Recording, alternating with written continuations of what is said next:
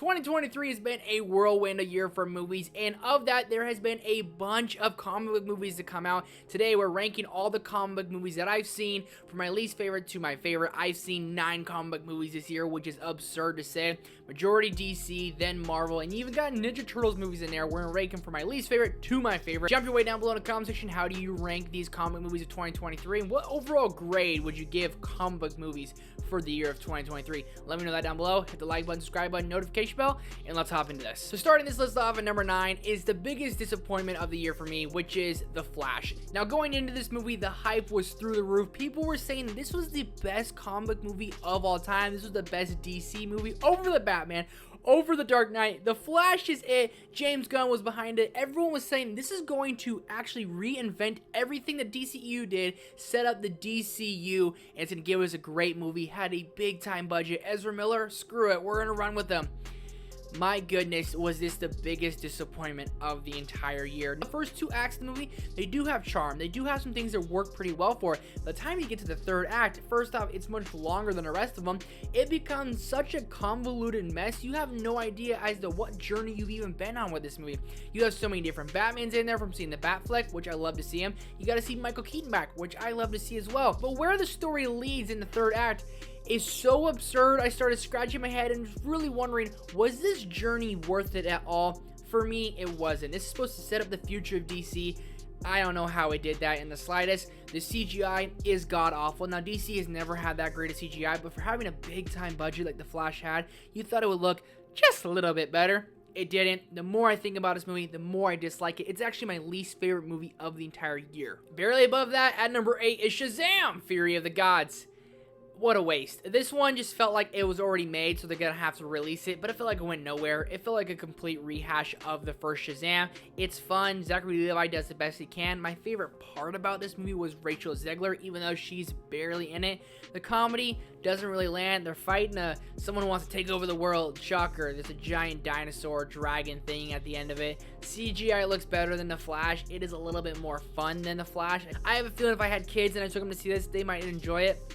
Other than that, it just felt like a complete waste, like majority of the DC movies did this year. At number 7 is Blue Beetle. Now, this is a family fun movie, and Joel Maridueña is a star, and he is the best part about this movie, and that is why I have this above the previous 2, because of Joel Maridueña himself. Now, the CGI in this movie, for only having a $100 million budget, it looks a lot better than The Flash. It looks even better than Shazam. Now, the action is scarce, and when you're on a comic movie, you have to have the action, and when the action, when they have it, is fine, but it's very scarce. And Blue Beetle is such an interesting and fascinating hero that you wanted more of him. You wanted to see more of him. You wanted to see him kicking ass. You wanted just to root for this guy. And the score when Blue Beetle is fighting is epic. So they had several moments in this where I was kind of clapping together. I was like, okay, this is getting kind of epic.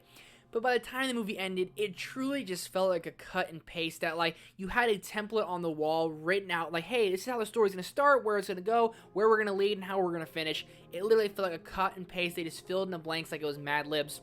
Joel Maridueña makes this movie what it is, and even that being said, it's not all that much. At number 6 is The Marvels. Pretty absurd that this movie is so high up on my list, but The Marvels at least captures that magic that you want in some of these comic book movies, and that is solely because of Kamala Khan. Miss Marvel is the best part about this movie. She's a star in this movie. She's hilarious throughout this movie, and if Miss Marvel wasn't in this movie, it would be worse than The Flash and every other comic book movie on this list. But this is a pretty big miss for the MCU, because we have the MCU at such a high standard, and I think we're starting to lower our standards a little bit.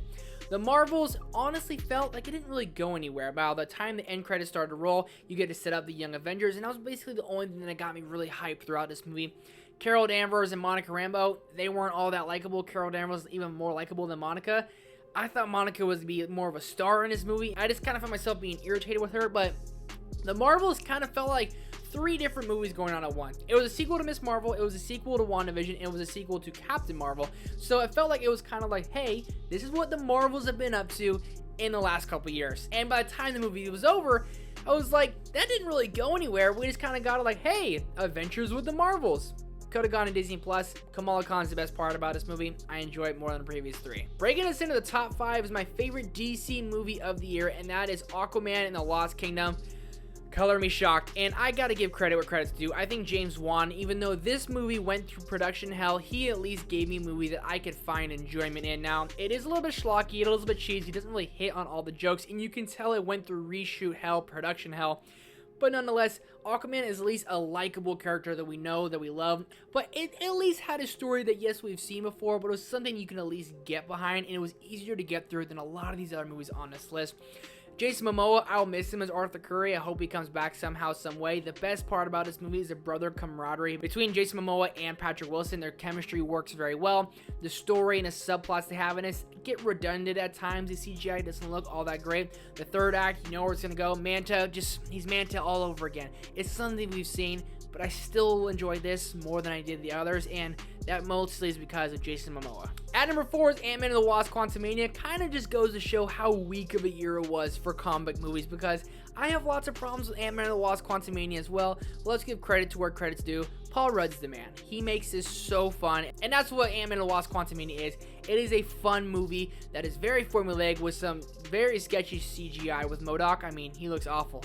They're absolutely terrifying. But Kang the Conqueror really gives his time to shine in this movie, and with everything that went on with Jonathan Majors, we're probably not going to see Kang the Conqueror again, and that makes this movie feel more like a waste. But nonetheless, we at least got a good performance. We got good performances in there, and we got a taste of what the next big bad inside the MCU is going to be.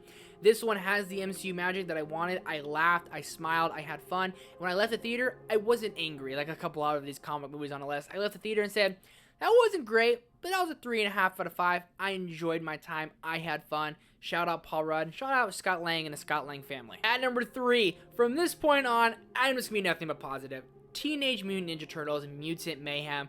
This movie rules. It's one of the best animated movies of the year, and this movie is so fun because we actually have teenagers in the forefront. These kids are using teenage slang. These kids are actual kids. They're messing around. They just want to take over the world and have fun with their friends and their family and their brothers, and it hits on all those things. The animation style is something we have not seen before. It's so different. The voice cast throughout this is great. Ice Cube as Superfly is a big standout. You have Seth Rogen, John Cena, Jackie Chan all in there, and it's funny. It was a fun time at the movies. When I left, I just love the Teenage Mutant Ninja Turtles, and they hit it on the head with this one, and they did a great job. At number 2, Guardians of the Galaxy Volume 3. It's always great when a movie lives up to the hype, and this was one of my most anticipated movies of the entire year, and it lived up to the hype for me. It is sad. It is emotional. I was expecting those things, and it just rips your heart out of your chest, but it slowly glues all the pieces back together, and you have a great time by the time the end credits starting to roll. They did something that no one was expecting. We thought we were losing members of the Guardians, and you did somewhat, but you didn't by the end of it, and I think that was a very smart way to go, and everyone kind of went their own way. One of the best scores in the MCU, the best uses of music inside the MCU. The No Sleep Till Brooklyn scene, I've watched this 1,000 times now, and I just can't get over how well it's done. It's probably my favorite action sequence ever inside the MCU. It is Rocket's story. It is tragic, but by the end, you have chills and you want to cry listening to Dog Days Are Over. You see all the friends and everyone together laughing, smiling, have a great time. This is one of the movies that makes you feel all the feelings. This was a fun movie to see. I love the MCU for this reason, for giving us this movie. It is the best MCU movie of the year. But the best comic book movie of the year is Spider-Man Across the Spiderverse. And the reason I put this slightly over Guardians of the Galaxy Volume 3 is because I saw Across the Spiderverse twice in theaters. I couldn't bear the emotional pain of seeing Volume 3 in theaters again. But Across the Spiderverse was, once I got done watching it, I said I have to go and see that again. Took my wife to see it, who's not a big fan of Into the Spider-Verse, and she even enjoyed this movie. I love that it's a Gwen Stacy story just as much as it is a Miles Morales story. I love the animation style again in this movie. I love getting to see thousands of Spider-Man characters on a big screen. Shout out Hobie Brown, aka Spider-Punk, my favorite variant we got throughout this movie, and it hits on those feelings. It hits on those feels that Miles just wants to do right by his family, and the way this movie set up for a part 3 Beyond the Spider-Verse, hopefully we get it in 2024. It was the chef's kiss, the cherry on top. This movie gave me everything and more I could have wanted, and I didn't feel like it was a big cliffhanger ending. I liked that it was, and it's going to lead into something, but I was satisfied with how this movie ended, knowing that we're going to get the third one. Miles Morales, you gotta love him. You gotta love Gwen Stacy. You gotta love all the characters they brought into here. It is a fun movie. It is action-packed, and Miguel O'Hara is terrifying with a menacing score. It made me feel all sorts of things. It made me see this movie twice in theaters. So it comes in at number 1 for 2023 comic book movies. Let me know your ranking down below in the comment section. Are you more positive on DC than I was? Let me know that all down below. Thank you guys so much for watching and for being here. Hit the like button, subscribe button, notification bell. A bunch of content coming over the next couple days. Hope to see you there.